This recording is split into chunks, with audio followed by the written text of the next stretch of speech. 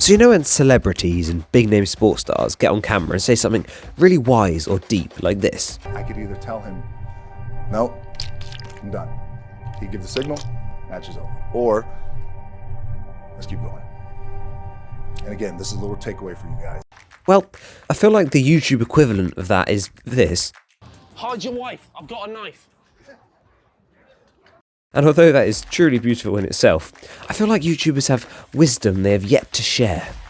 And so this video, I am personally asking 100 of my favourite YouTubers for life advice, which wasn't a particularly easy task, so stick around to see how I did it and maybe, just maybe, for some excellent life advice. Now, of course, the first stage is I have to find the people that I'm going to ask. Because if I'm asking for life advice, I need people to ask it from. And I decided that I would just go through my sub list and YouTubers that I watch in general, because, you know, I genuinely want some life advice from these people, so I may as well get it from people I like, you know? So I did that, and I compiled a nice list of a bunch of wunderbar YouTubers in one place. And next I had to decide on how to contact them. Now, I thought that the best route to go for with this would be email.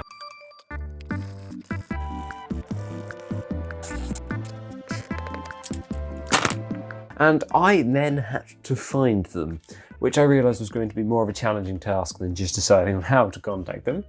But what we did is, first we started off by using Facebook. Now, understandably, not all of the YouTubers had their emails on Facebook, or even had Facebook, which is fine, considering that, you know, most of them aren't over 40. But I did get some of them from there. If you go into the little About section on Facebook, quite often you can find an email. It might be a business email, might just be a recreational email, who knows? And then after that, I still had plenty more emails to find. So I decided to use the site itself, a YouTube. And again, if you go onto someone's Find account on YouTube and you go onto the About section, you will find that there is a section where you can tick a box, confirm that you are not in fact an Android, and you'll get their business email. It's very useful. Now, I didn't entirely trust this, to be honest, because it feels like something you'd set up when you first start to blow up, first start to get big. So I felt like it maybe would be kind of some out-of-date emails, and as we all know, out-of-date things isn't great. I just found like an out-of-date soup in my cupboard. It was like 5 years old. Wasn't nice. Anyway, and so I had all of the contacts I was going to ask compiled into one nice place, and I had all of their emails ready to go. That was the easy bit done. And next, as you've probably guessed, because it is the logical next step, is I had to write/type out the emails to send off.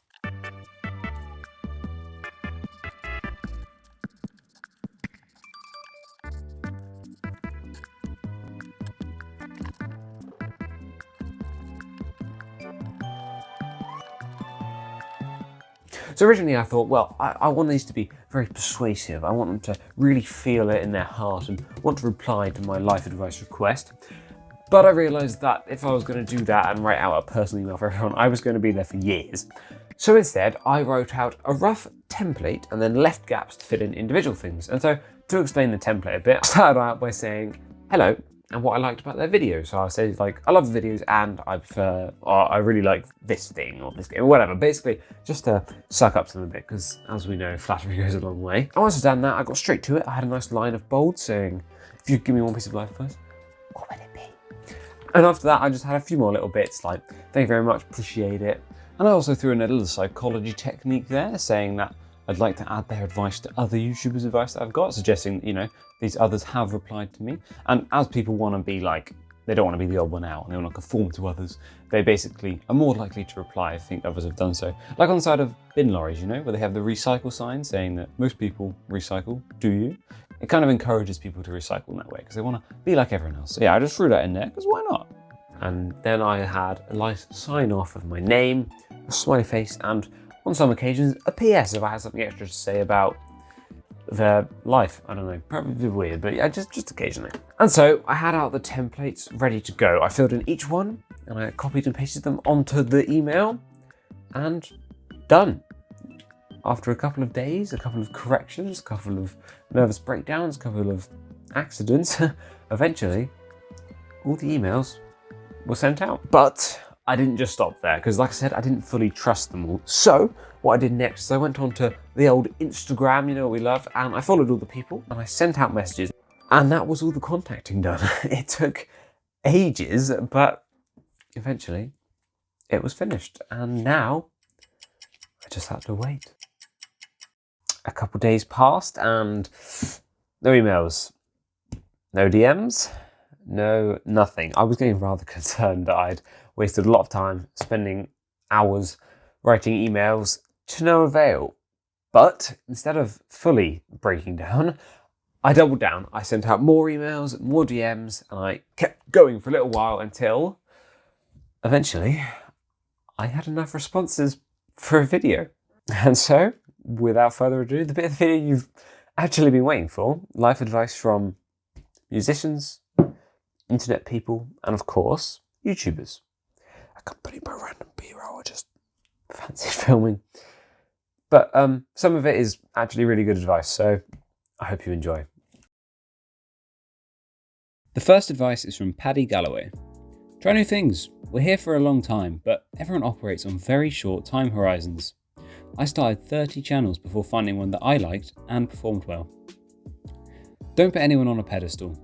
I've worked with mega famous YouTubers and talked with billionaires. I don't get intimidated by them and talk to them like they're just a friend. It gets you further in life if you approach everyone as your equal. The other person will probably like you more too. Don't ever take things too seriously. Try to always see the funny side. Life's a lot more fun when you can laugh at yourself. And yeah, I think all three of those points are really good, so cheers. The next person we have advice from is Tejas Hulur, and this is more social media based advice. The formula for 100% success on social media is take your passion and consistency and persistence and innovation, and that equals success. If you aren't finding success, you are lacking in one of those 4 variables. And I'm sure that advice is absolutely sound if you're looking to grow in the online space, so thank you. And next up we have Dan Trelfer. Travel when you were young and do as much as you can. It's something you will never regret. And yeah, I'm hoping to travel sometime in the future, so it's good to hear that advice. Thanks, Dan.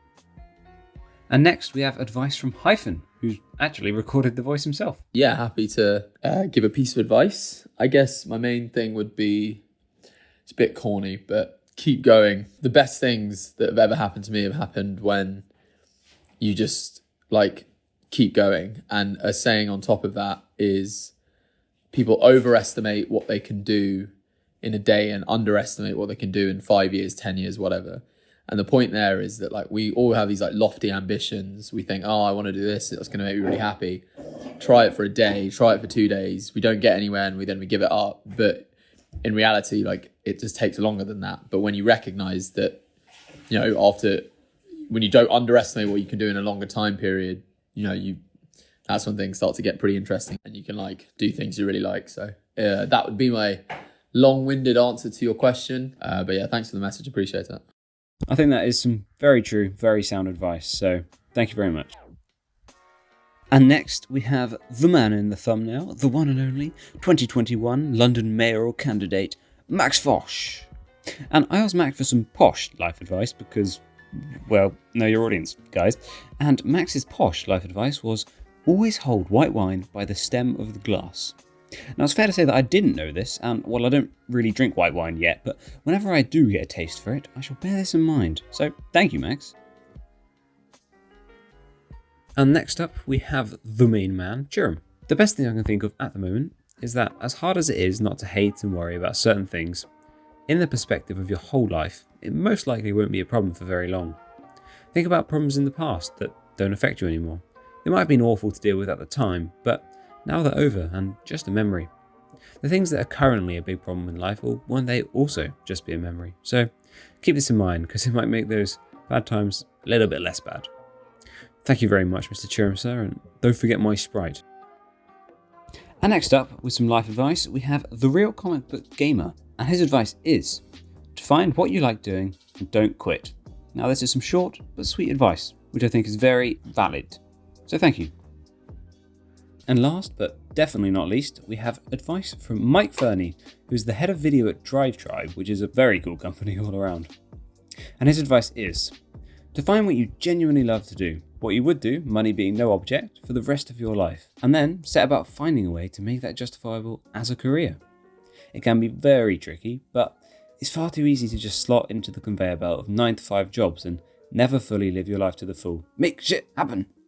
And yeah, I think that's some really good advice to end on. Of course, there's nothing wrong with 9 to 5 jobs by any means, but I think if you're looking for something more, you should go for it rather than just take the easy path. So I agree totally.